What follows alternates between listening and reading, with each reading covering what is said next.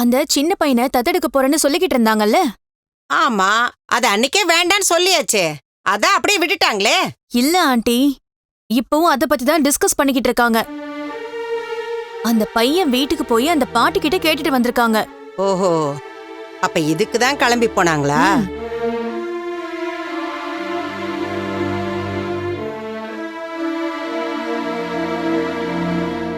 ஆமா ஆண்டி, எப்படியும் அந்த பையனை இங்க கூட்டிட்டு வருவோன்னு வெளியில அங்கிள் கிட்ட சொல்லிக்கிட்டு இருக்காங்க. அதெல்லாம் சும்மா சொல்லிட்டு இருக்குங்க. அவங்கள பாத்துக்கவே சம்பாதிக்க வழிய காணோம். இதுல ஒரு பையனை கூட்டிட்டு வந்து அவனை வேற பாத்துக்கோ போறாங்க. இல்ல ஆண்டி, அவங்க ரொம்ப சீரியஸா டிஸ்கஸ் பண்ணிக்கிட்டு இருக்காங்க. இதே வேலையா போச்சு.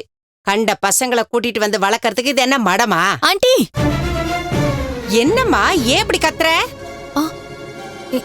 இல்ல ஆண்டி, இதுக்கு ஏதாவது செய்யணும்ல. இல்லனா அந்த பையனை அவங்க இங்க கூட்டிட்டு வந்துருவாங்க. விடுமா, எதையோ பண்ணிட்டு போட்டோம். என்ன ஆண்டி நீங்களும் இப்படி சொல்றீங்க? ஆமா, அதுவும் நல்லதுதான். அவங்க அதுக்கான வேலையெல்லாம் பாக்கட்டும்.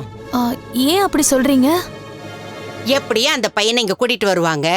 அதையே காரணமா வச்சு அவங்க 2 பேரையும் வெளியே அனுப்பி விட்டுருவேன்.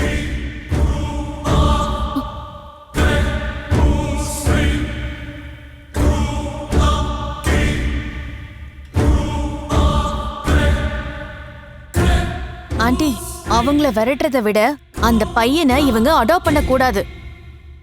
ஏன்? அவங்க வீட்டை விட்டு போயிட்டா என்னவோ செய்யட்டும், நமக்கு என்ன வந்தது?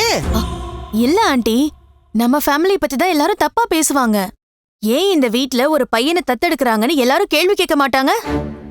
என்ன வந்து எவன் கேள்வி கேட்பான்? ஒரு குழந்தைய பெத்துக்காம இப்படி எடுத்து வளர்த்தா மீனாக்கு தான் ஏதோ பிரச்சனைன்னு பேசுவாங்க. பேசிட்டு போட்டு எனக்கு என்ன வந்தது? இத பாரு ரோகிணி, அவங்க போய் அந்த குழந்தைய கூட்டிட்டு வரட்டும். நான் மொத்தமா வெளியில அனுப்பி விட்டுருவேன். நீ இதுக்கெல்லாம் டென்ஷன் ஆயிக்காத, விடு. இவங்க கிட்ட சொன்னா கிருஷ் அடாப்ட் பண்றது தடுப்பாங்கன்னு பார்த்தா இதை யூஸ் பண்ணி முத்து மீனாவை விரட்ட பாக்குறாங்க. அதனால நமக்கு எந்த யூஸும் இல்லையே. இனிமே இவங்களை நம்புறது வேஸ்ட்.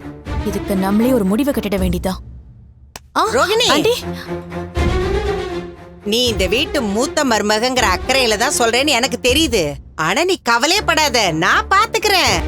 நீ போய் அந்த பூ கட்டுறவகிட்ட எனக்கு ஒரு காஃபி போட்டு எடுத்துட்டு வர சொல்லு. இல்லன்னா அவ அம்மா கிட்ட போன் பண்ணி கதை அடிச்சுக்கிட்டு இருப்பா. சரிங்க ஆண்டி.